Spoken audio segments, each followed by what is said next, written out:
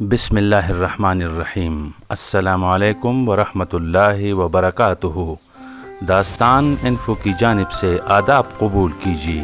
اللہ تعالیٰ کی طرف سے آپ سب پر رحمتیں اور برکتیں نازل ہوں، آمین۔ ناظرین محترم، اس خوبصورت کائنات کو رب کریم نے کتنی جمالیاتی اور تخلیقی حسن دے کر حکمت و بصیرت کی آبیاری کر کے بنایا، پھر بنی آدم کو اس میں بسا کر اس کے لیے انواع و اقسام کی چیزیں مسخر کر دیں تاکہ وہ آرام سے اسے گہوارہ امن بنا کر رہے، مگر ان لالچی انسانوں نے دولت و اقتدار کی ہوس میں اس کے امن کو پارا پارا کر دیا، دوسروں کو تباہ و برباد کرنے کے لیے نت نئے مہلک ہتھیار بنائے اور ان ہتھیاروں کو اپنے اختیار و اقتدار کے حصول کے لیے ایک بنیادی ذریعہ بنایا۔ ان ہتھیاروں میں سب سے مہلک اور وسیع ترین جان لیوا ہتھیار کوئی اور نہیں بلکہ ایٹمی توانائی کے حامل جوہری ہتھیار ہیں۔ ان ہتھیاروں کی ابتدا کب اور کیسے ہوئی اور اس کا تاریخی پس منظر کیا ہے، یہ سب ہماری آج کی گفتگو کا حصہ ہیں، مگر آپ سے التماس ہے کہ ہمارا چینل سبسکرائب کریں اور بیل آئیکن پریس کریں۔ آپ سب کا بے حد شکریہ۔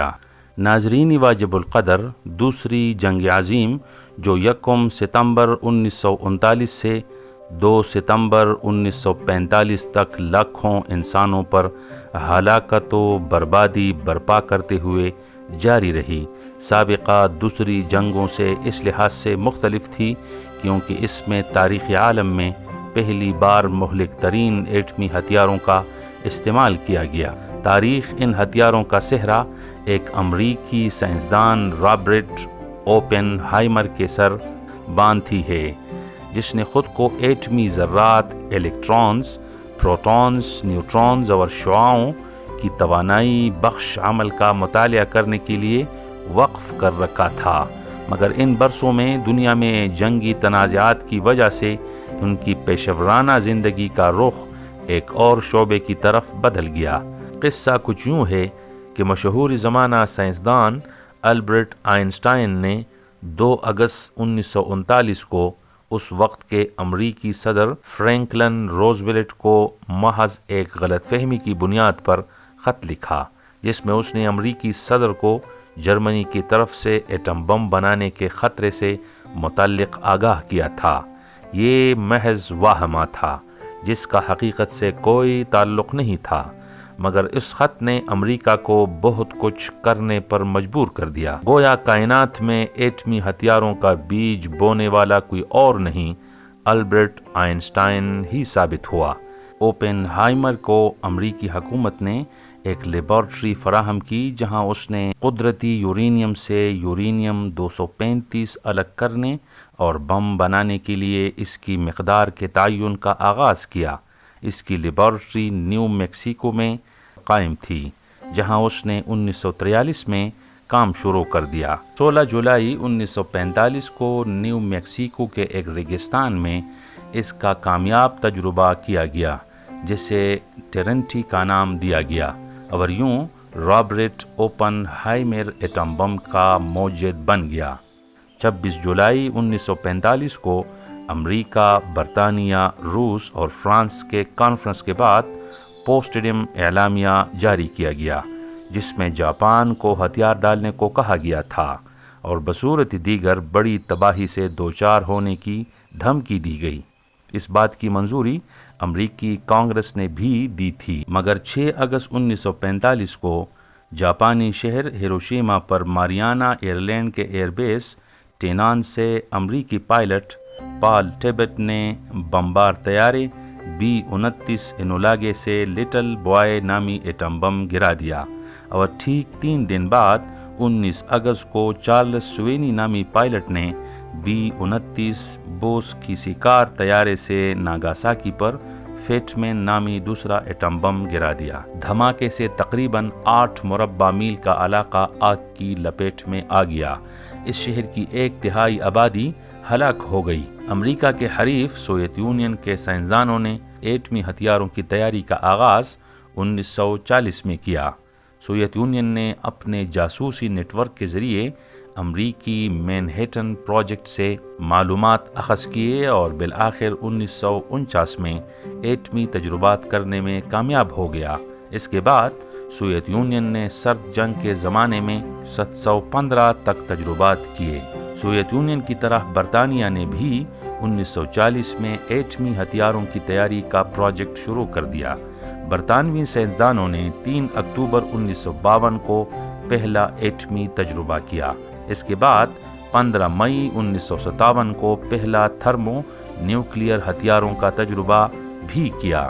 برطانیہ نے 26 نومبر 1991 کو ایٹمی ہتھیاروں کا آخری تجربہ کیا۔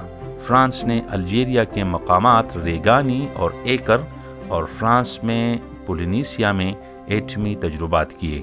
یہ تجربات 13 فروری 1960 سے 27 جنوری 1996 تک جاری رہے۔ اس طرح فرانس نے 210 ایٹمی دھماکے کیے۔ عوامی جمہوریہ چین نے 16 اکتوبر 1964 کو صوبہ زنجیانگ میں ایٹمی تجربہ کیا۔ چین نے وہاں 23 زیر زمین دھماکے کیے۔ چین کے پہلے ایٹمی دھماکے میں 22 کلو ٹن TNT مواد استعمال کیا گیا۔ ہندوستان نے راجستھان کے علاقے پھکران سائٹ پر 18 مئی 1974 کو ایٹمی تجربہ کیا، جس میں 10 کلو ٹن TNT مواد استعمال کیا گیا تھا۔ ہندوستان نے DRDO یعنی ڈیفنس ریسرچ ڈیولپمنٹ آرگنائزیشن کی کوششوں سے اپنے ایٹمی پروگرام میں کامیابی حاصل کی۔ DRDO نے ایٹمی تجربات کے لیے کینیڈا سے نیوکلیئر ری ایکٹر حاصل کیا، جبکہ بھاری پانی امریکہ سے درآمد کیا گیا تھا۔ پاکستان نے ذوالفقار علی بھٹو کے دور حکومت میں پاکستان ایٹامک انرجی کمیشن کے چیئرمین منیر احمد خان کی نگرانی میں 1977 کو اپنا ایٹمی پروگرام شروع کیا۔